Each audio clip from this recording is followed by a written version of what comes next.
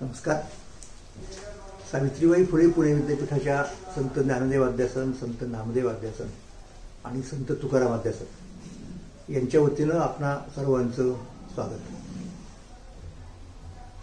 पंढरपूरच्या आषाढी वारीसाठी गेलेले वारकरी आणि विशेषतः पालख्या या त्यांच्या मुक्कामी त्यांच्या गावी संतश्रेष्ठांच्या परतत आहेत. म्हणजे इकडच्याच पुणे जिल्ह्याच्या संदर्भात सांगायचं झालं तर ज्ञानोबा यांची पालखी, तुकोबा यांची पालखी, सोपान काकांची पालखी या महत्त्वाच्या पालख्या आहेत. आणि काल या पालख्या पुण्यावरून, सोपान काकांची पालखी पुण्याला येत नाही, काही कारण नाही येण्याचं, पण ज्ञानोबा यांची आणि तुकोबा यांची अशा दोन पालख्या पुण्यामध्ये मुक्कामी असतात. ज्ञानोबा यांची पालखी भवानीपेठ विठ्ठल मंदिरात, म्हणजे जाताना पंढरपूरला जाताना जिथे असते तिथेच ती परतताना उतरते. आणि तुकोबा यांची पालखी मात्र जाताना निवडुंगा विठ्ठल मंदिर नानापेठ आणि येताना नव्या पेठेतल्या विठ्ठल मंदिरामध्ये तिचा मुक्काम असतो. मुक्कामी मग ठरल्याप्रमाणे कीर्तन वगैरे भजन चालू असतं. पुण्यातले खूप लोक ज्यांना काही अडचणीमुळं जाताना नाही दर्शन घेता आलं असे काही असतात, काही परत दर्शन घ्यायला येतात आणि मोठी गर्दी असते साधारणपणे. मग काल या पालख्या निघतात. ज्ञानोबा यांची पालखी आळंदीला जायला निघाली काल आणि तुकोबा यांची पालखी देहुला जायला निघाली. तर जाताना तुकाराम महाराजांची पालखी सकाळी विठ्ठल मंदिरातून निघाली आणि इथे पोलीस परेड ग्राउंड जे आहे आपल्याकडे तिथे ती थांबली. म्हणजे विसावा आणि जेवण मुख्यत्वे करून भोजन सगळ्यांचं. आणि खूप मी काल तिथे गेलो होतो दर्शनासाठी वगैरे आणि खूप गर्दी होती. विशेषतः सुशिक्षित मुलं मुली स्त्रिया सगळ्या अगदी रांग लावून उभे होते सगळे लोक दर्शन घेण्यासाठी. आणि तिथून मग नंतर दुपारी निघून ती मुक्कामाला मध्ये परत एकदा काही काळ म्हणजे कालची रात्र आकुर्डी निगडीच्या परिसरामध्ये थांबणार आणि आज ती सकाळी देहू मुक्कामी परत देहूला जाणार.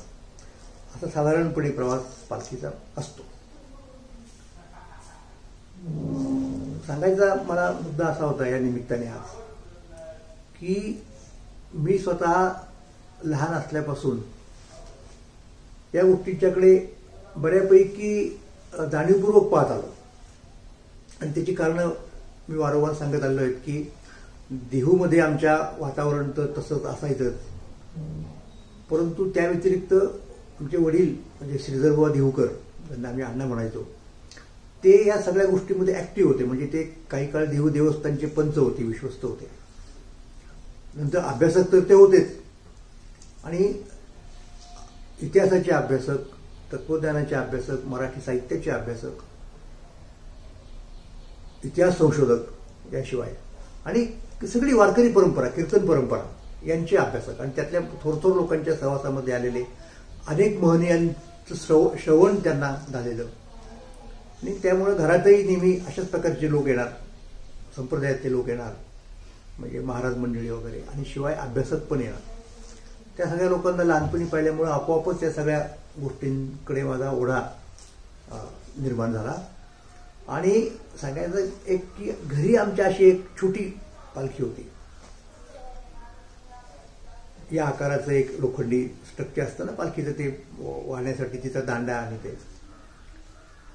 तर मला वाटतं बहुधा आत्र्यांच्या का कुठल्या तरी चरित्रात, आत्मचरित्रात वाचलं असेल की पुण्यामधली लहान मुलं ज्ञानोबाची पालखी, ज्ञानोबा तुकाराम असं करत एक त्यांच्या गल्लीमध्ये पेठामध्ये एक हे काढायचे, दिंडी वजा असं काहीतरी. असं मला बहुतेक ते वाचलं आणि मला वाटलं की अरे हे मोठी पालखी जर निघतीच देहूतून तुकोबा यांची, तर आपण छोट्या मुलांबरोबर एक अशी काहीतरी करूया, आणि सुदैवाने आपल्याकडे आहे. तर मी त्या पालखीमध्ये, छोट्या पालखीमध्ये घरातल्याच देवघरातल्या पादुका ठेवल्या आणि माझ्या वयाची मुलं घेऊन गावामध्ये असा एक राऊंड मारला म्हणजे. आणि आता अर्थात हे पाहिलेलं ना की पालखी असते, लोक दक्षिणा वगैरे ठेवतात, तर असंच वाटलं की निश्चितपणे आपणही काहीतरी असं करायला पाहिजे. मग कुठे जाणार, काय करणार? तर गावातले जे दुकानदार होते त्यांच्या पुढे जाऊन भजन करून मग ते कोणीतरी फुटाणे, कुणी हार घालणार, कुणी काही दक्षिणा टाकणार. अशा प्रकारे हा उपक्रम काही वर्ष, 2-4 वर्ष मी लहान असताना राबवला होता. आणि आता त्यावेळेला माहीत नव्हतं की आपण खरोखर या परंपरेचा अभ्यास करू. तर योगायोगाने तसं घडलं. म्हणजे मी त्या वारकरी परंपरेचा मनापासून अभ्यास केला, वडिलांचं मार्गदर्शन होतं. आणि या संदर्भात सांगायचा मुद्दा मुख्य असा की ज्यांनी हा पालखी सोहळा सुरू केला ते तुकाराम महाराजांचे धाकटे चिरंजीव नारायण महाराज यांनी सुरू केलेल्या पालखी सोहळ्याला 300 वर्ष पूर्ण होत होती साधारणपणे 1985 मध्ये. तर तो त्रिशतक महोत्सव आम्ही साजरा करायचं ठरवलं देव देवस्थानच्या वतीनं. आणि तशी समिती वगैरे नेमली. आमचे रामकृष्ण मोरे त्याच्यामध्ये प्रमुख होते. आणि या पालखी सोहळ्यासंबंधीचं एक पुस्तक काढायचं ठरलं, पुस्तिका काढायचं ठरलं. ती देवदेवस्थानने प्रकाशित करावी. आणि मग त्यानिमित्ताने वडिलांनी सगळे जुने कागदपत्र पैदा केले, अभ्यास केला. आणखीन मी त्यांच्या बरोबर होतो. आणि पालखी सोहळा उगम आणि विकास अशा प्रकारची एक पुस्तिका आम्ही त्या काळात प्रसिद्ध केली. आणि पालखी सोहळ्याचा खरा इतिहास लोकांच्या पुढे त्या निमित्ताने आला. तर ही एक माझी लिंक मला सांगायची होती की ही लहानपणी अशा प्रकारच्या वयाला साजेल अशा काही गोष्टी केल्या. आणि नंतर खरोखर अभ्यासाकडे वळल्यानंतर म्हणजे त्या पुस्तिकेमध्ये मुख्य जो हे आहे मुद्दा, मुख्य जो भाग त्यातला की कसा सुरू झाला पालखी सोहळा. म्हणजे अगोदर वारी कशी सुरू झाली, वारीचं मुख्य जे दैवत विठ्ठल आणि क्षेत्र पंढरपूर, त्याचा काय महिमा आहे, त्याला कसं एक महत्त्व प्राप्त झालं, त्यासंबंधीचे अभंग, ज्ञानोबराय नामदेवराय यांच्या काळातला पालखी सोहळा कसा होता हे त्यांच्याच अभंगांच्या आधारे असं करत करत मग नारायण महाराजांनी काय केलं नेमकं. आणि मग नारायण महाराजांना त्या काळच्या सत्ताधारी लोकांनी म्हणजे राजाराम महाराज छत्रपती, शाहू महाराज, ताराबाई साहेब, रामचंद्रपंत अमात्य यांनी कशा प्रकारे या सगळ्या सोहळ्याला मदत केली, देवदेवस्थानला मदत केली, याचं सगळं वर्णन त्याच्यामध्ये आलं. ते आमच्या लक्षात नंतरच्या काळात एक अशी गोष्ट आली की अरे हे जेव्हा नारायण महाराजांनी सुरू केली ही प्रक्रिया म्हणजे कोणती की पंढरीच्या वारीला पालखीची जोड द्यायची.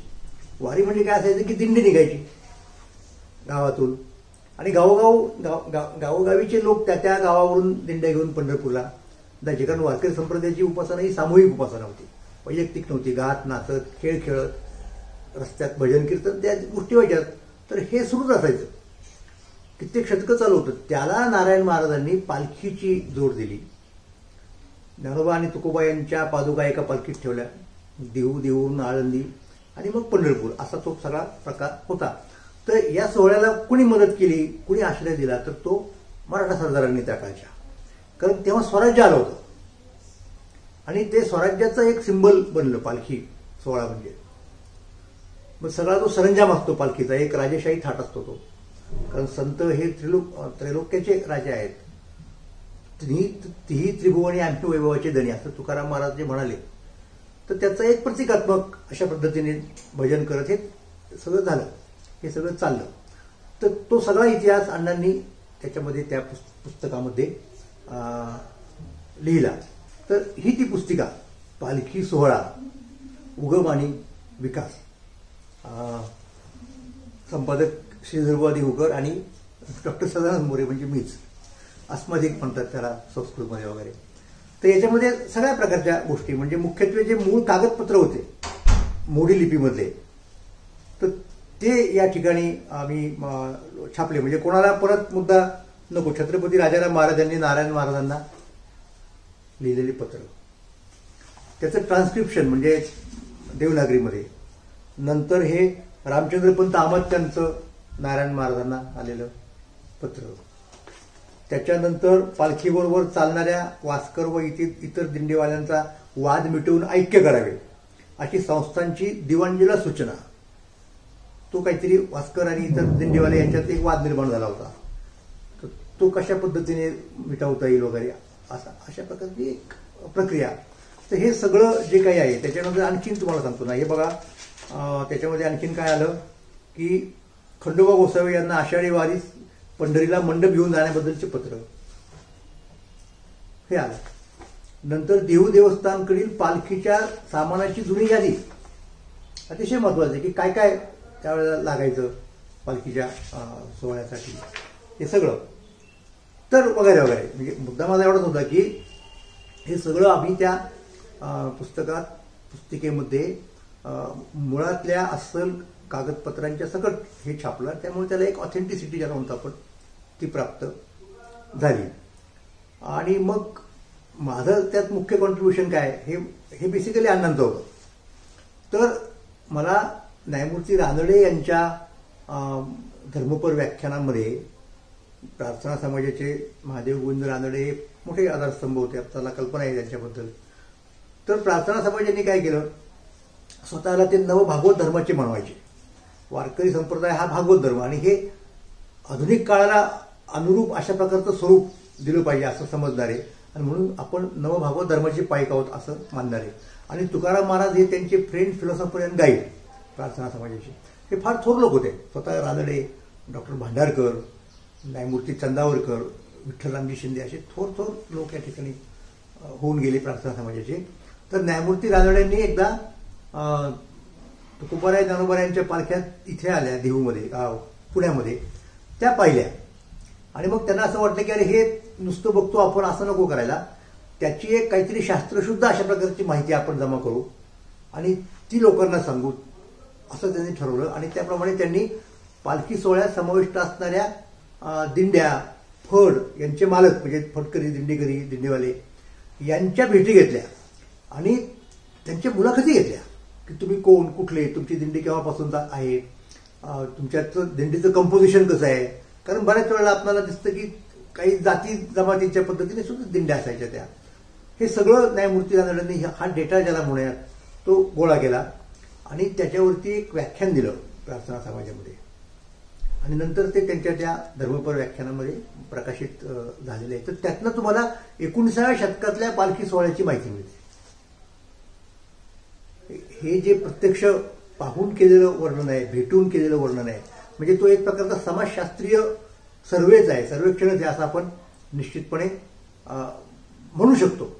मग त्या काळातले वारकरी धुरीण कोण होते हे सुद्धा त्याच्यामध्ये येतं. अशी काही माहिती मिळते की जी इतर ठिकाणावर मिळाली नसते. म्हणजे उदाहरणार्थ न्यायमूर्ती म्हणतात की इथे पंढरपूरला काशीवरून कबीराची पालखी येते. आता गमत पहा, म्हणजे याचा अर्थ 19व्या शतकाच्या शेवटापर्यंत ही परंपरा चालू होती. आता येत नाही ती पालखी काशीवरून, म्हणजे मध्ये केव्हा तरी लुप्त झाली. म्हणजे आता हा संशोधनाचा विषय आहे, शोधून काढावा अभ्यासाच्यांनी की केव्हा ती लुप्त झाली, का झाली. तर या सगळ्या गोष्टी या पुस्तिकेमध्ये आलेल्या आहेत, म्हणून या पुस्तिकेला एक महत्व आहे. दुसरा मुद्दा असा की नारायण महाराजांनी पालखी सोहळा असा सुरू केला की ज्ञानोबा आणि तुकोबा हे दोन एकत्र, की ज्याचं सुतोवाच बहिणाबाईंनी केलं होतं. वारकरी संप्रदायाचा इतिहास त्यांनी ज्या अभंगातनं सांगितला, संत कृपा झाली इमारत फळाली, ज्ञानदेवी रचिला पाया, ज्ञानदेवांनी पाया घातला. एकनाथ महाराजांनी खांब दिला इमारतीला, नामदेवांनी विस्तार केला अगोदर, मग एकनाथ महाराजांनी खांब दिला आणि तुकाराम महाराजांनी कळस चढवला. आणि बहिणाबाई म्हणतात की मी त्या मंदिराची ध्वजा झाली. तर हा जो अभंग आहे त्याच्यामध्ये पाया आणि कळस ह्या दोन मुख्य गोष्टींमध्ये मंदिराचं सगळं सार सांगता येतं. मग तुकोबाराय आणि ज्ञानोबाराय हे दोन मुख्य आहेत त्यातले. एक ज्ञानोबाराय पायाभूत आणि हे कळस. तर त्या दोघांना एकत्र त्यांचं भजन जर आपण केलं, आणि योगायोगाने त्यावेळेला प्रल्हाद भाऊ बडवे यांनी हे भजन मला वाटतं आधीच रूढ केलेलं होतं संप्रदायामध्ये, तर ते उचललं गेलं आणि त्या पालखीमध्ये ज्ञानोबा तुकाराम हे भजन अधिक काय म्हणतात त्याला सर्व रूढ झालं. तेव्हापासून वारकऱ्यांचा तो एक महामंत्रच झालेला आहे, ज्ञानोबा तुकोबा, ज्ञानोबा तुकाराम, ज्ञानोबा माऊली तुकाराम, ज्ञानेश्वर माऊली, ज्ञानराज माऊली तुकाराम, हे असं ही भजनं वारकरी म्हणतात. ते तेव्हापासून याच्यामध्ये आहेत, प्रचारामध्ये आहेत. तर हे ऐक्य जे आहे ज्ञानोबा आणि तुकोबा यांचं, ते महाराष्ट्राला एकत्र ठेवणारं सूत्र आहे असं मी म्हणेन. म्हणजे आपल्याला कल्पना आहे की आपल्या देशामध्ये वर्ण जातीभेद पहिल्यापासून आहे, त्याचे कारण मीमांसा इथे करायची गरज नाही, पण तो आहे. तर त्याच्यावरती उतारा जर कुठला असेल तो हा उतारा महाराष्ट्राने कित्येक शतकं वापरला. आणि अजूनही जोपर्यंत हे सूत्र आहे तोपर्यंत हे असं ऐक्य अबाधित राहील अशी वस्तुस्थिती आहे. म्हणजे कुणी काही जरी प्रयत्न केले, कुणी काही जरी म्हटलं तर पुढे मग काही लोकांनी त्या ऐक्याला सुरुंग घालायचा प्रयत्न केला त्याच्या जातीयवादावर. मग त्यावेळेला काय झालं माहिती का, म्हणजे मी तुम्हाला सांगतो एक महत्त्वाची गोष्ट तुम्हाला या ठिकाणी सांगायची मला सगळ्या अभ्यासकांना, जिज्ञासू लोकांना, की मी MA ला वगैरे असताना आमचे चुलते भागवत महाराज देवकर यांच्या आग्रहानं ज्ञानेश्वर महाराजांच्या पालखीपुढे वाखरीच्या मुक्कामात जे कीर्तन होतं, सगळ्या पालख्यांचं एक तिथं कीर्तन असतं मोठं, ते महत्त्वाचं मानलं जातं, तर ते कीर्तन मी केलं तिथलं. आणि नंतर आत्ता ज्या वेळेला हा वाद महाराष्ट्रात सुरू झाला त्याला एक जातीय थोडीशी फोडणी मिळाली ज्ञानोबा तुकाराम, आणि त्याच वेळेला एक आरतीचाही वारकऱ्यांच्या अंतर्गत वाद सुरू झाला होता. मी त्या तपशिलात जात नाही. तर मग मला त्यावेळेला परत एकदा वाखरीला कीर्तन मी करावं असं आमचे देवस्थानचे सगळे कारभारी म्हणाले. आणि तिथं मी या ऐक्याची फोड करणारं पुस्तिका लिहिली. माझ्या बापे मदत दिदले भातुके म्हणून कौतुके क्रीडा करी, हे तुकोबारायांचा अभंग घेतला कीर्तनासाठी. आणि त्याच्यात ज्ञानोबा तुकोबा हे सूत्र कसं आहे वारकरी संप्रदायाचं, त्या दोघांचे काय संबंध होते एकमेकांशी, हे सगळं स्पष्ट करून सांगितलं आणि संतवचनांच्या आधारे. आणि नंतर मग त्याची एक पुस्तिका प्रकाशित झाली ज्ञानोबा तुकाराम. की याच्यात माहीत नाही मला कितपत इफेक्ट असेल या कॅमेऱ्यामध्ये मोबाईलच्या, पण ही जी मूर्ती आहे, ही चित्र आहे ते जसं अर्धनारी नटेश्वराचं चित्र असतं किंवा हरिहराचं चित्र असतं, अशा चित्र नव्हे मूर्तीच असते खरं तर, त्याप्रमाणे हे ज्ञानोबा आणि तुकोबा आहे. अर्ध शरीर ज्ञानेश्वर महाराजांचं आणि अर्ध तुकाराम महाराजांचं, इतकं हे ऐक्य अभेद्य आहे. आणि तुकाराम महाराजांची परंपरा ही ज्ञानेश्वर महाराजांचीच परंपरा आहे, ती वेगळी परंपरा नाही. काही लोक चुकीचा अभंग चुकीच्या ठिकाणी किंवा चुकीचा अर्थ लावतात आणि सांगतात की ती तुकोबारांची परंपरा वेगळी परंपरा म्हणजे गुरुपरंपरा, ज्ञानोबारांची वेगळी. तर तसं नसून ज्ञानोबारांची गुरुपरंपरा हीच तुकोबारांची परंपरा आहे आणि त्या गुरुपरंपरेमध्ये ज्ञानोबारा हे फार महत्त्वाचा दुवा आहे. हे सगळं प्रतिपादन पुराव्याच्या सह या पुस्तिकेतनं केलं. म्हणजे ज्ञानोबा तुकाराम हा नुसता उद्घोष नाही, ही नुसती संयुक्त जोड पालखी नाही, तर त्याच्या पाठीमागे एक विशिष्ट तात्विक भूमिका आहे. हे सगळं या पुस्तिकेच्या माध्यमातून मी मांडलं. तर अशा प्रकारे हे मला असं वाटतं की पालख्यांचं महत्त्व, पालख्यांच्या माध्यमातून जो संदेश जातो, वारकऱ्यांच्या भजनातून जो संदेश जातो महाराष्ट्राला, मी आत्ता केव्हा तरी म्हणालो याच पालखी सोहळ्याच्या दरम्यान आपण जी व्याख्यानं दिली युट्यूबवरनं या प्रकारच्या चॅनलमधनं अध्यासनांच्या वतीनं, की वारकऱ्यांचं एक नेटवर्किंग आहे आणि ते नेटवर्किंग त्यांना त्या पालखीमुळे शक्य झालं. ठिकठिकाणी गावागावून पालख्या येतात, वारकरी एकमेकांना भेटतात, एकमेकांच्याशी विचारांची देवाणघेवाण करतात. इरावती कर्वेता असं म्हणाले की ते शब्दांचीही देवाणघेवाण करतात. अभंगांची पूर्वीच्या काळातली गोष्ट आहे, देवाणघेवाण व्हायची आणि अशा पद्धतीने मराठी भाषा समृद्ध व्हायला, टिकायला सुद्धा फार मोठी मदत झाली. हेही मला आपल्याला या निमित्तानं सांगायचं आहे. धन्यवाद.